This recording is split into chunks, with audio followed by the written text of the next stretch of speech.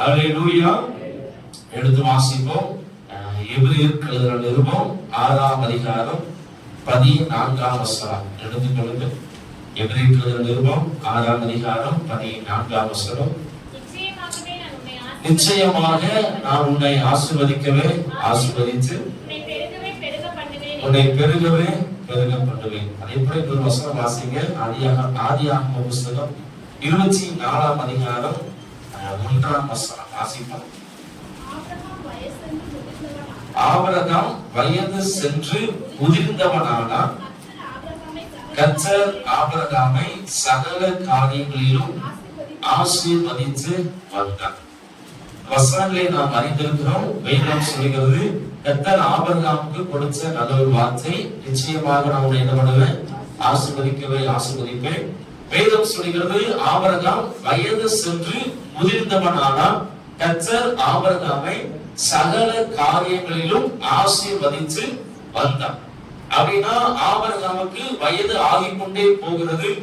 100 வயதை தாண்டினாலும் கர்த்தருடைய ஆசீர்வாதம் ஆபிரகாமுக்கு ஒவ்வொரு நாளும் கிடைத்தது. அப்ப நீங்களும் நாளும் கர்த்தரால் ஆசீர்வதிக்கப்பட்டவர்கள், ஆசீர்வாதத்தை சுதந்திரிக்கிறவர்கள் அப்படிதான் வேதம் நமக்கு கற்றுக் கொடுக்கு.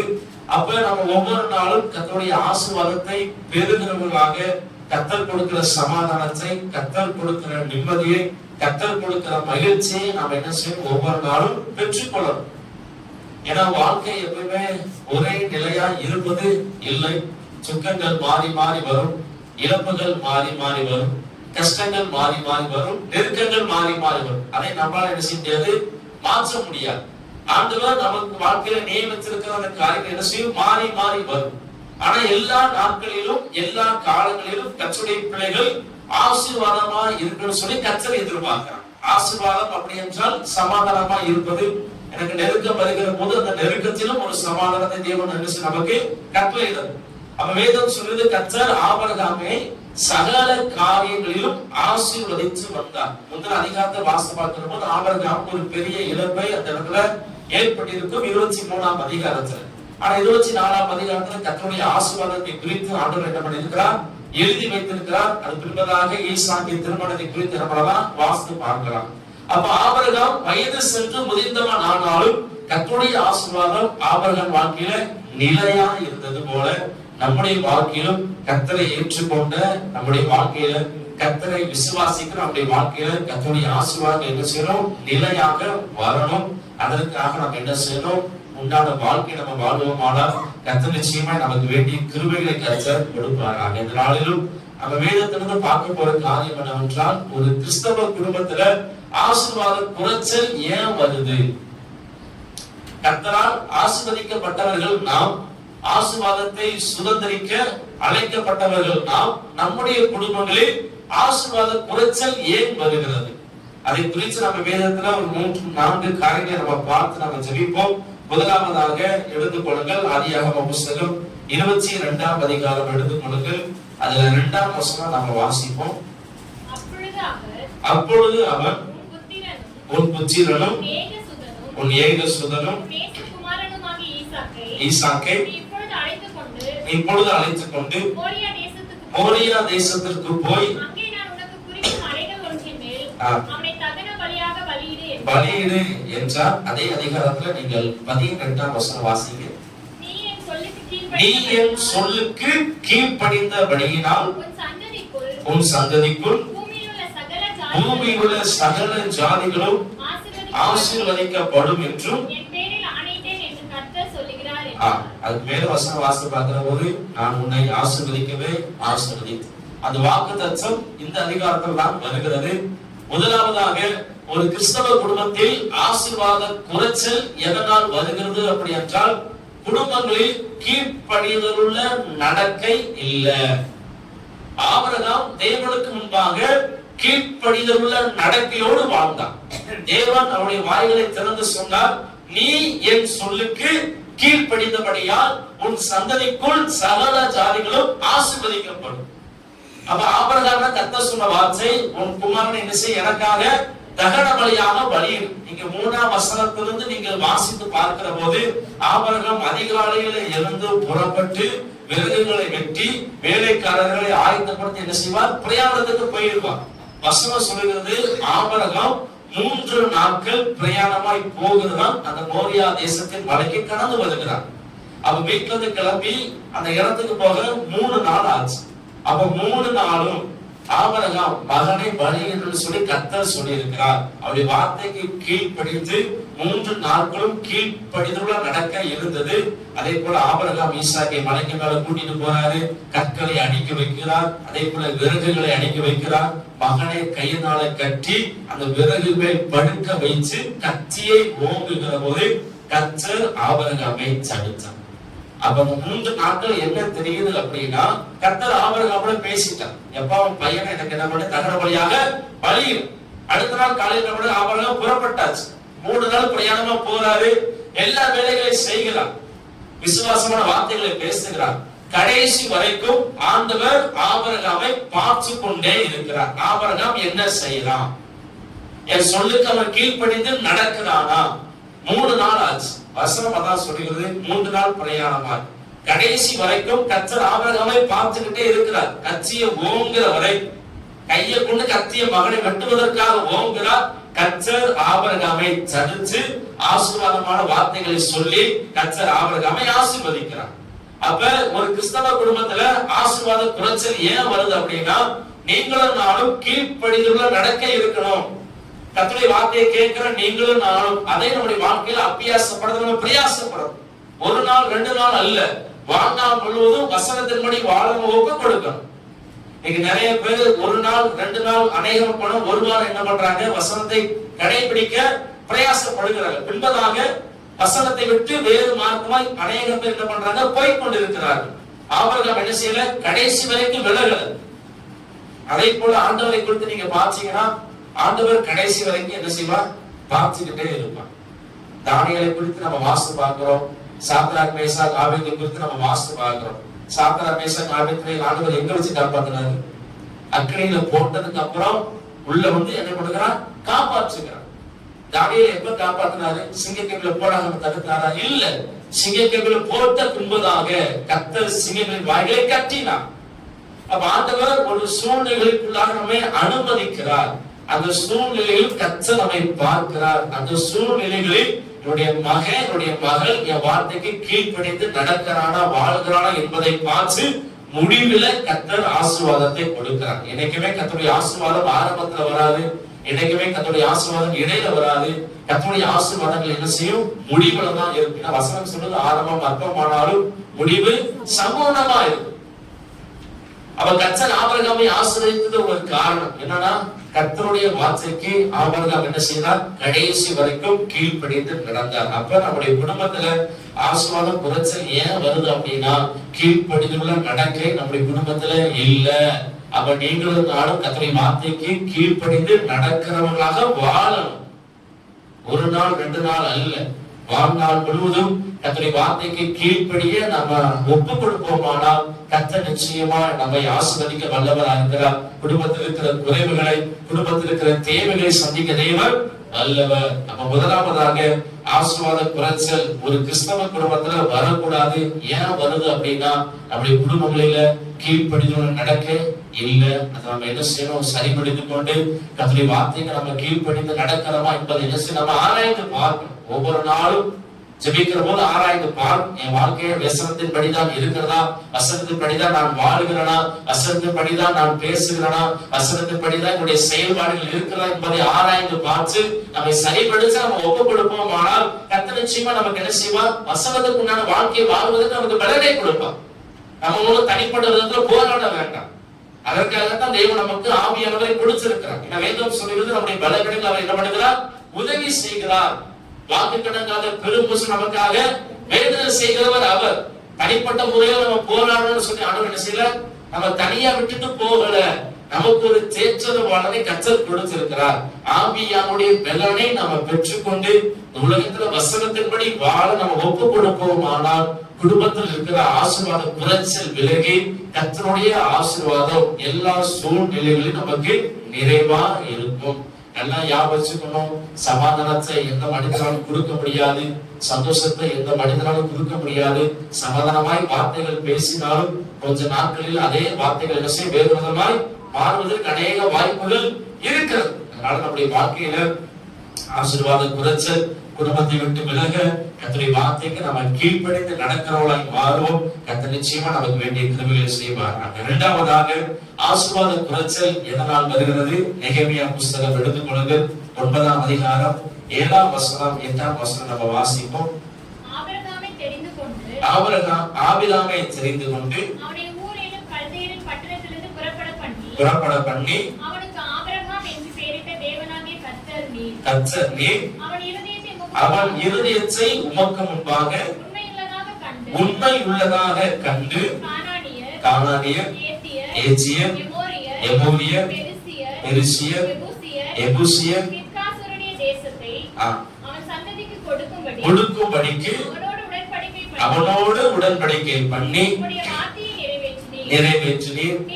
நீர் நீதி உள்ளவர். இரண்டாவதாக கிறிஸ்தவ குடும்பங்களில் ஆசீர்வாத குறைச்சல் எதனால் வருகிறது அப்படின்னா, ஆபிரகாம் தேவனுக்கு முன்பாக உண்மை உள்ளவனாய் வாழ்ந்தான். ஆசீர்வாத குறைச்சல் ஏன் வருது அப்படின்னா, உண்மையுள்ள தன்மை குடும்பங்களில் இல்லை. முதலாவது கீழ்ப்படிதல் உள்ள நடக்கை இல்லை. இரண்டாவது உண்மையுள்ள தன்மை இல்லை. அப்ப நம்முடைய வாழ்க்கையில கர்த்தருடைய ஆசீர்வாதங்கள் நிலையா இருக்க வேண்டுமா? வேதம் சொல்கிறது, உண்மையுள்ள மனுஷன் பரிபூரண ஆசீர்வாதங்களை பெறுவான். அதே போல நீங்க 1 சாமுவேல் 26ஆம் அதிகாரம் 23ஆம் வசனம் வாசி பாத்தீங்கன்னா, கர்த்தர் என் நீதிக்கு என் உண்மைக்கும் தக்கதாக பலன் அளிப்பாரா. நீதிக்கு தக்கதாக உண்மைக்கு தக்கதாக கர்த்தர் என்ன பண்ணுகிறார்? ஒவ்வொரு மனிதனுக்கும் பலனை கொடுக்கிறார். அப்ப ஆபிரகாம் தேவனுக்கு முன்பாக உண்மை உள்ளவனாய் வாழ்ந்தான். அப்ப நீங்களும் நானும் நம்முடைய குடும்பத்தில் உண்மையுள்ள நடக்கை, உண்மையுள்ள தன்மை என்ன செய்யணும்? காணப்படும். நம்ம செய்கிற வேலைகள் என்ன செய்யணும்? உண்மை இருக்கணும். படிக்கிற காரியங்கள் நமக்கு என்ன இருக்கணும்? உண்மை இருக்கணும். ஜெபிக்கிற காரியம் நமக்கு உண்மை இருக்கணும். ஆண்டவருக்காக கொடுக்கிற காரியம் நம்ம என்ன இருக்கணும்? உண்மை இருக்கணும். கர்த்தர் உண்மையுள்ள தன்மையை எதிர்பார்க்கிறார். வேதம் சொல்கிறது, உண்மையுள்ளவர்கள் கர்த்தருக்கு பிரியமானவர்கள். அப்ப நீங்களும் நானும் ஆசீர்வாத குறைச்சல் நம் குடும்பத்தை விட்டு விலகணும் அப்படின்னா, நீங்களும் நானும் என்ன செய்யணும்? உண்மை உள்ளவர்களாய் வாழணும், உண்மை உள்ளவர்களாய் பேசணும், உண்மை உள்ளவர்களாய் செயல்படணும். வேதம் சொன்னது போல பொய் உதடுகள் கர்த்தருக்கு அருவருப்பானது. இன்னைக்கு கிறிஸ்தவர்கள் மத்தியில, பொதுவா உலக ஜனங்கள் மத்தியில பெருகிருக்கிற ஒரு பெரிய பாவம் பொய் பேசுவது. நீங்க வெளிப்படுத்துற விசேஷ வாசி பாத்தீங்கன்னா, நரகத்திற்கு யார் யார் போவாங்க அப்படின்னு ஒரு 2 வசனத்தை ஆண்டவர் எழுதி வைத்திருக்கிறார். அந்த வசனத்தில் ஒரு வார்த்தை வரும், பொய்யர் 2ஆம் மரணமாகிய நரகத்தில் தள்ளப்படுவார். எதுக்கு எடுத்தாலும் பொய் பேசுகிற பழக்கம், நீங்க பொய் பேசுவது தவறு அப்படின்னு நிறைய பேருக்கு மறந்து போச்சு. நீங்க சர்வ சாதாரணமா நாம் என்ன பண்றோம்? ஈஸியா பொய் பேசுறது. பொய் பேசுறது ஒரு பெரிய தப்பு அப்படின்னு நம்ம நினைக்கிறது இல்ல.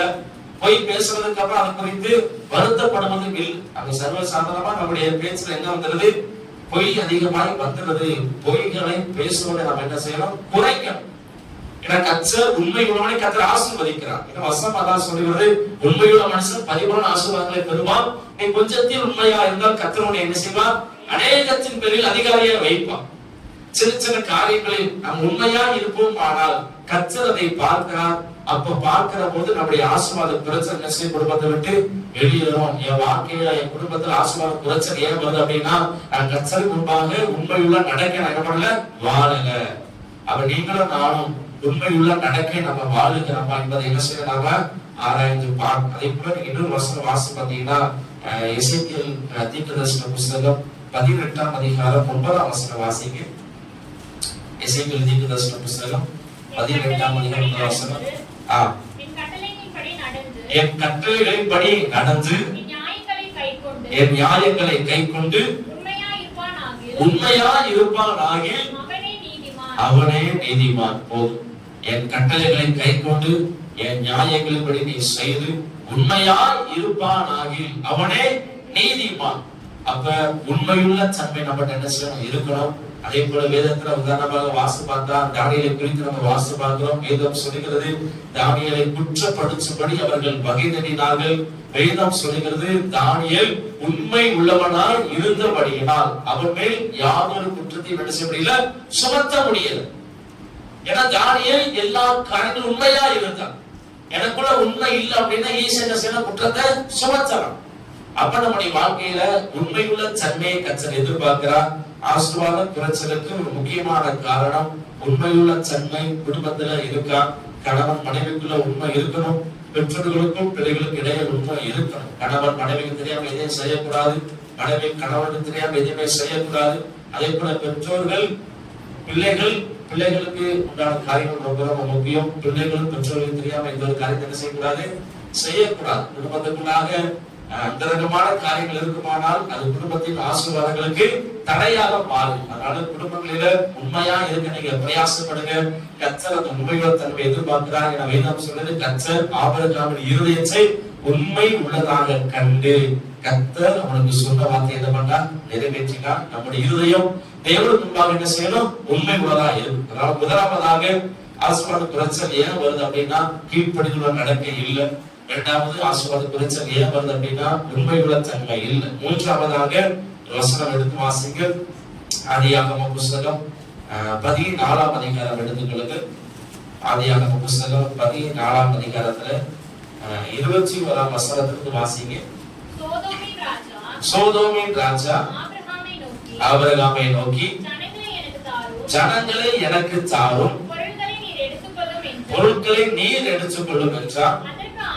அதற்கு ஆபிரகாம் சோதோமின் ராஜாவை பார்த்து நீர் சொல்லாதபடிக்கு நான் ஒரு சரட்டையாகிலும் வாரையாகிலும் எடுத்துக் கொள்ளேன் என்று வானத்தையும் பூமியும் உடையவராகிய கர்த்தருக்கு நேராக என் கையை உயர்த்துகிறேன். நம்ம எல்லாரும் இந்த அதிகாரத்தை வாசித்து பார்த்திருக்கிறோம். மூன்றாவதாக ஒரு கிறிஸ்தவ குடும்பத்தில் ஆசீர்வாத குறைச்சல் எதனால் வருகிறது அப்படின்னா குடும்பங்களில் பொருள் ஆசை இருக்கிறதுனால. ஆபிரகாமிடம் சோதோமின் ராஜாவாகிய மெல்கிசேதேக்கு சொல்லுகிறார், ஜனங்களை என்கிட்ட நீ கொடு, நான் என்ன செய்யறேன், பொருட்களை தாரேன். அப்ப ஆபிரகாம் சொன்ன ஒரே வார்த்தை, ஆபிரகாமே நீர் என்னை ஐஸ்வர்யமாக்கிறான் என்று நீர் சொல்லாதபடிக்கு உம்மட்ட இருந்து எனக்கு என்ன எதுவுமே வேண்டாம். என்னை ஆசீர்வதிப்பதற்கு என் தேவன் வானத்தையும் பூமியை படைத்தாண்டவர் என்னோடு கூட இருக்கிறார். ஆபிரகாமுக்கு பொருள் ஆசை இல்லை. அப்ப ஆசீர்வாத குறைச்சல் ஏன் வருது அப்படின்னா கிறிஸ்தவ குடும்பங்களில் பொருள் ஆசை இருக்கிறதுனால ஆசீர்வாத குறைச்சல் வருகிறது. புதிய ஏற்பாட்டில் ஆண்டவராகிய இயேசு மூலமாக அப்போஸ்தலர் மூலமாக அதிகமாக சொல்லப்பட்ட ஒரு பெரிய பாவம் பொருள் ஆசை. நீங்க மத்தேயிலிருந்து வெளிப்படுத்தின வாசல் பாத்தீங்கன்னா பொருள் ஆசை அப்படிங்கிற வார்த்தை அதிகமாக வரும். ஆண்டவர் பொருள் ஆசை குறித்து எச்சரிக்கையா இருங்கள் அப்படின்னு வேதத்தில் ஆண்டவர் எழுதி வைத்திருக்கிறார். பண ஆசைக்கு நீங்க என்ன பண்ணுங்க, விலகி ஓடுங்க. பொருள் ஆசைனா என்ன அப்படின்னு கேட்டா நம்ம என்ன சொல்லலாம்? இனி உங்களுக்கு தெரியுமா பொருள் ஆசைனா என்ன? தெரியல. எஸ் எஸ் பொருள் ஆசை, பொருள் மேல ஆசைப்படுறதா?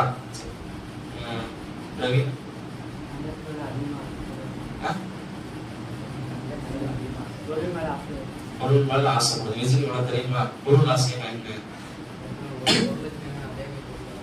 ஒருத்தவங்க ஒரு பொருள் வச்சிருக்கிறாங்க, அந்த பொருள் எனக்கு வேணும் அப்படின்னு ஆசைப்படுறது அப்படின்னு பொருள் ஆசை சொல்றோம்.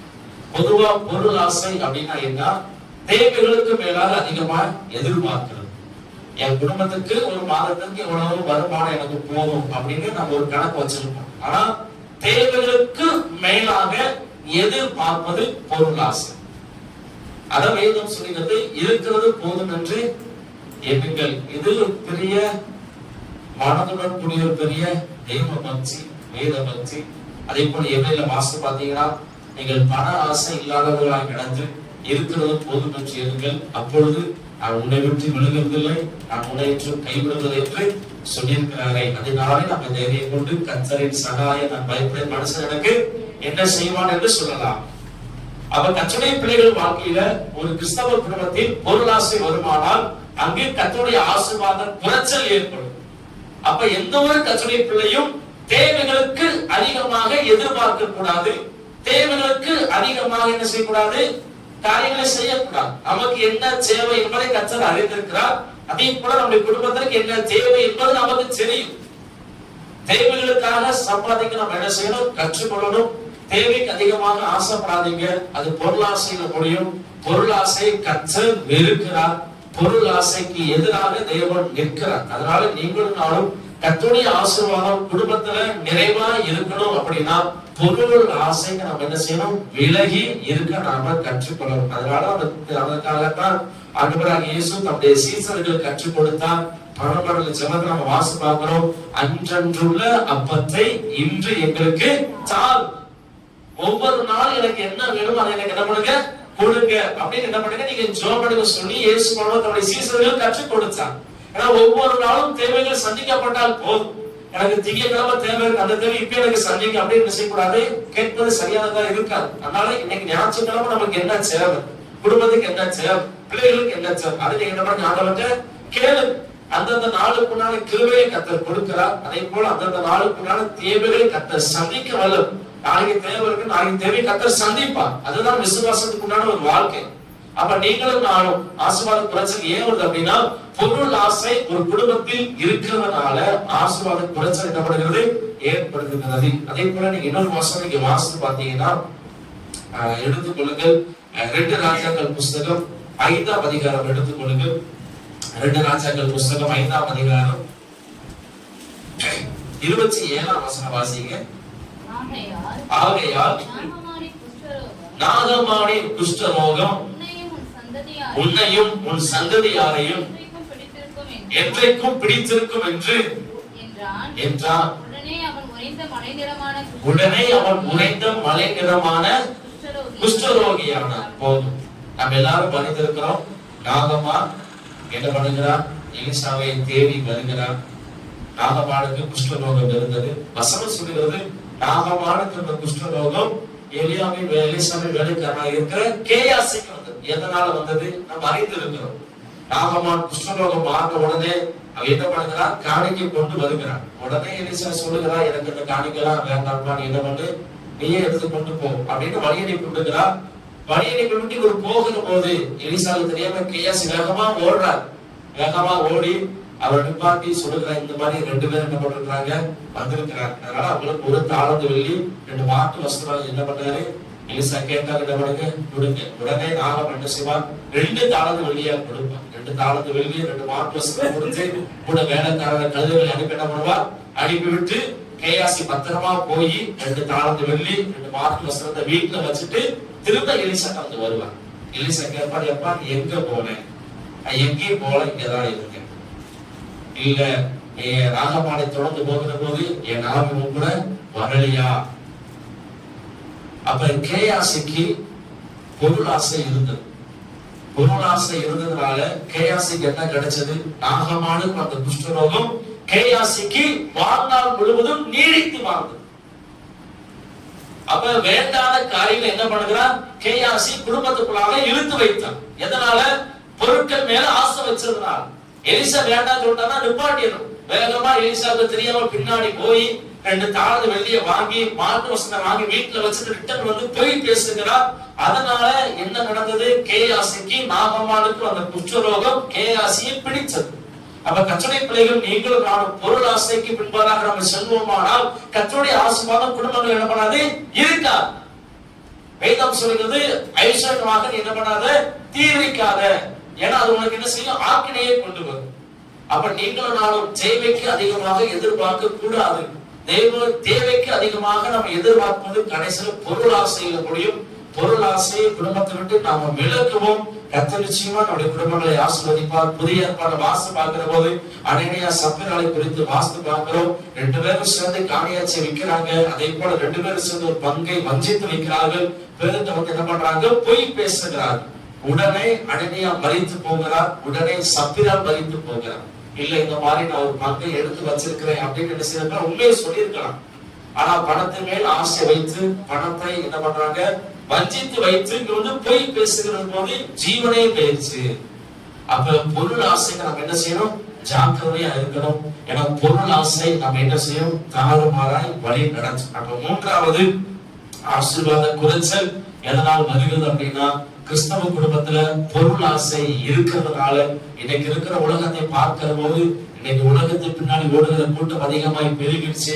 அதே போல பணத்துக்கு பின்னாடி ஓடுகிற கூட்டம் அதிகமாய் பெருகிடுச்சு. அதனால நீங்களும் நானும் கர்த்தருக்கு பின்பாக ஓடுகிற போது முதலாவது இதனுடைய ராஜ்யத்தையும் நீதியும் தேடுங்கள், பின்பு இவர்களெல்லாம் உங்களுக்கு கொடுக்கப்படும். தேவ சமூகத்தை தேட நீங்க முக்கியப்படுத்துவீர்களானால் ஆண்டவர் நமக்கு வேண்டிய காரியங்களை செய்வார். செஞ்சுதான் பாருங்க. நிறைய ஊழியக்காரங்க சொல்றாங்க, தேவ சமூகத்தை தேடுங்க தேடுங்க தேடுங்க சொல்றாங்க. ஆனா நம்ம என்ன தேடுகிறோம், நம்ம தேடி பார்த்தா தான் நமக்கு தெரியும். தெய்வ சமூகத்தை தேடுகிறோமா இல்ல உலகத்தை தேடி நம்ம வேகமாய் ஓடுகிறோம், எதை நோக்கி ஓடுகிறோம் என்பதை நாம் அறிந்திருக்கிறோம். அதை நம்ம சரிப்படுத்திக் கொள்வோம். ஏன்னா வசனம் பொய் சொல்லாது, வசனம் உண்மையா இருக்கா அப்படின்னு என்ன பண்ணுங்க, வாழ்ந்து பாருங்கள்.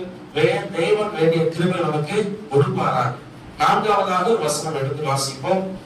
ஆதியாகம புத்தகம் 18ஆம் அதிகாரம் 33ஆம் வசனம் வாசிங்கள். ஆசீர்வாத குறைச்சல் எதனால் வருகிறது? கர்த்தர் ஆபிரகாமோட பேசி முடித்த பின்பு போய்விட்டார். ஆபிரகாமும் தன்னுடைய இடத்திற்கு திரும்பினார். நான்காவதாக கிறிஸ்தவ குடும்பத்தில் ஆசீர்வாத குறைச்சல் ஏன் வருது அப்படின்னா, தேவனோடு ஐக்கியம் இல்லாததினால்.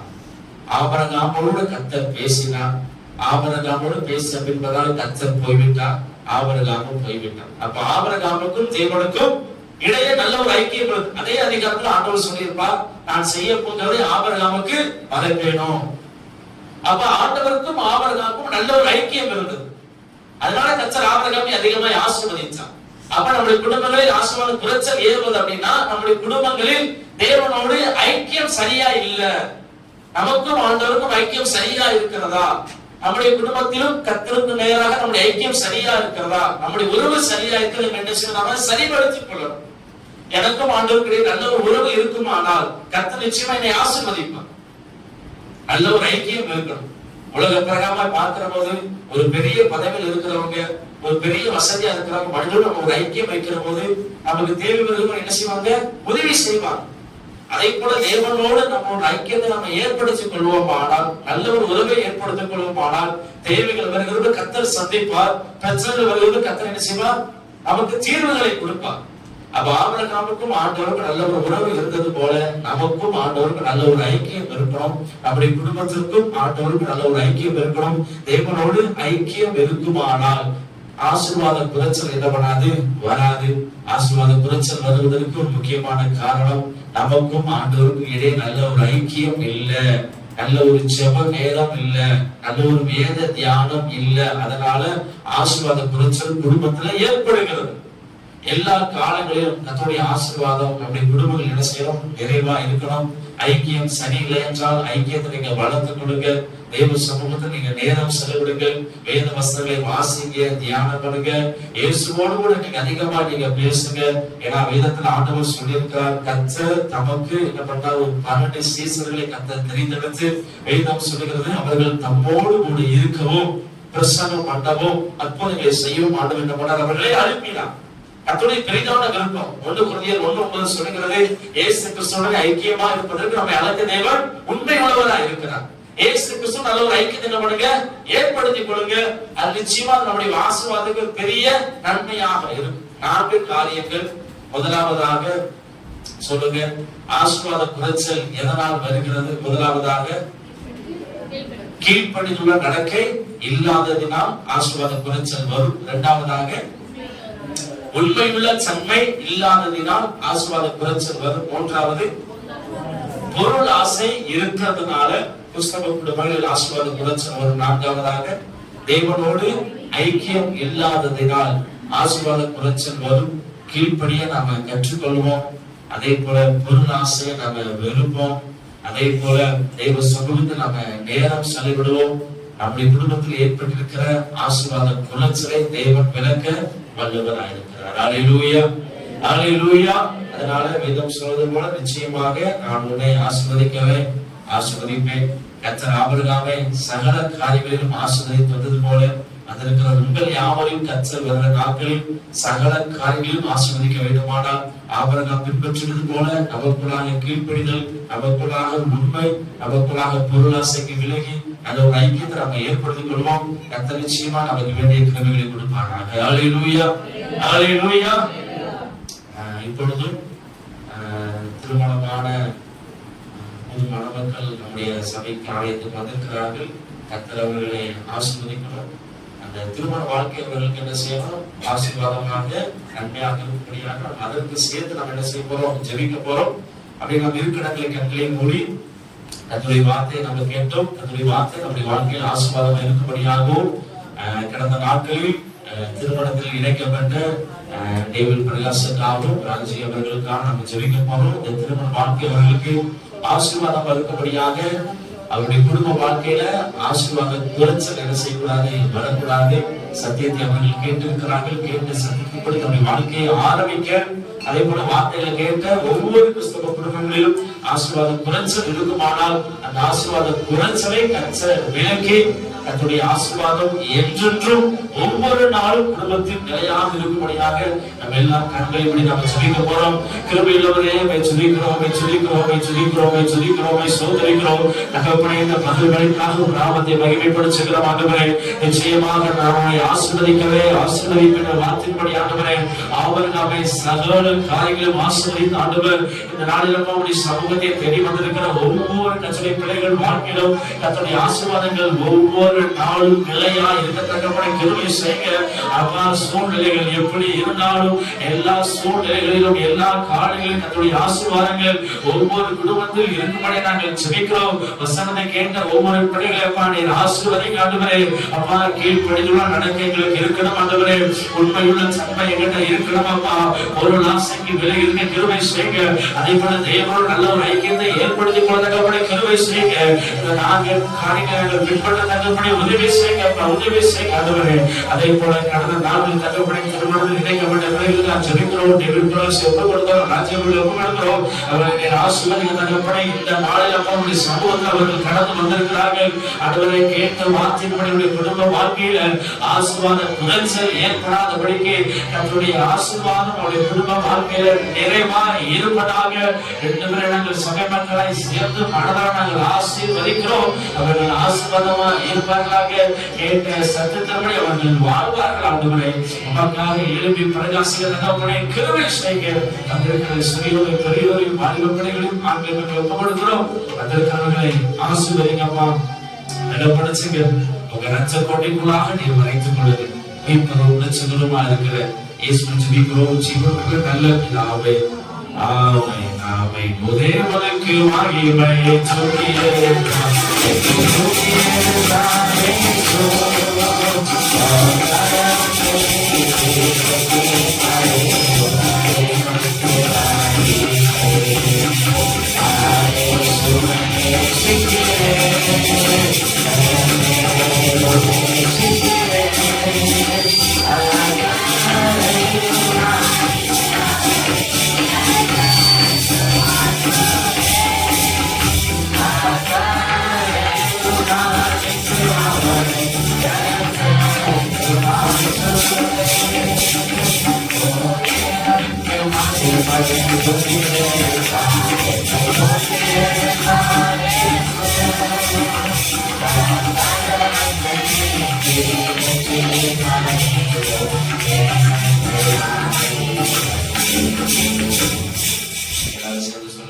ராஜ்மாவே கர்த்தரை சோதரி, என்னுடனே பரிசுத்தநாமத்தை சோதரி.